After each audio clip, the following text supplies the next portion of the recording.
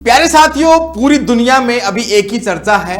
US और Israel, उसके सामने है ईरान। इन सभी के बीच में आपस में वॉर चल रहा है और पूरी दुनिया में यहां पर तेल का और एलपीजी का संकट आया हुआ है। तो आइए देखते हैं मिडिल ईस्ट की पूरी इस ज्योग्राफी को मैप के साथ में। जैसे ही आप देखेंगे इस मैप में, यहां पर एक कॉन्टिनेंट है अफ्रीका, और इधर आप देखेंगे तो यहां पर है अरब सागर, और उसके इस तरफ आप देखेंगे तो भारत, अपना प्यारा भारत है।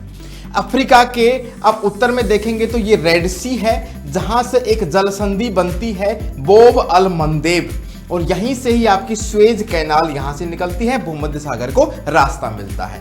इसके उत्तर में आते हैं तो बड़ा कंट्री है यहां पर सऊदी अरब, यमन, ओमान, और यहाँ पर बहुत 7 यहाँ पर स्थलों का समूह है जिसे यूनाइटेड अरब एमिरेट्स कहते हैं, यूएई कहते हैं। यहाँ पर एक छोटा कंट्री है कतर, बहरीन, कुवैत, और यहाँ पर है इराक। अगर आप इजराइल की लोकेशन देखना चाहते हैं तो ग्रीन कलर से मैंने अलग दिखाया है। इजराइल है, यहाँ जॉर्डन, सीरिया और इराक इसके पड़ोस में है। अब आते हैं मेन यहाँ पर ईरान की लोकेशन कहाँ है। ये है आपका एक बड़ा सा कंट्री है ईरान। अगर बात करें यहाँ पर ब्लू कलर से जो मैंने दिखाया हुआ है, एक ओशियन है जिसको पर्शियन गल्फ कहा जाता है या फिर खाड़ी कहा जाता है। इसी खाड़ी से सिर्फ एक ही रास्ता निकलता है, ये जो ग्रीन कलर से मैंने बताया है, इसी का नाम है स्ट्रेट ऑफ हॉर्मुज, और जिस पर अभी बहुत ज्यादा विवाद भी चल रहा है।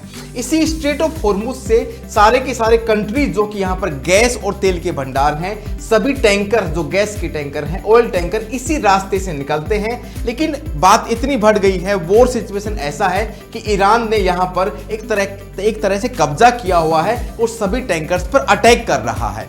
और ये अगर आप देखना चाहें तो ईरान और भारत का रेफरेंस आप देख सकते हैं। यहां द गल्फ से कोई भी टैंकर निकलेगा अरब सागर के रास्ते, यहां तक मुंबई तक वो पहुंचने वाला है। ठीक है, तो इस सिचुएशन में यहां पर ये हो रहा है कि जितने भी जो टैंकर्स हैं यहां पर सप्लाई हो नहीं पा रही है, क्योंकि यहां पर ईरान का कब्जा है और पूरी दुनिया में यहां पर गैस का, एलपीजी गैस का और ऑयल का संकट छाया हुआ है। Thank you so much.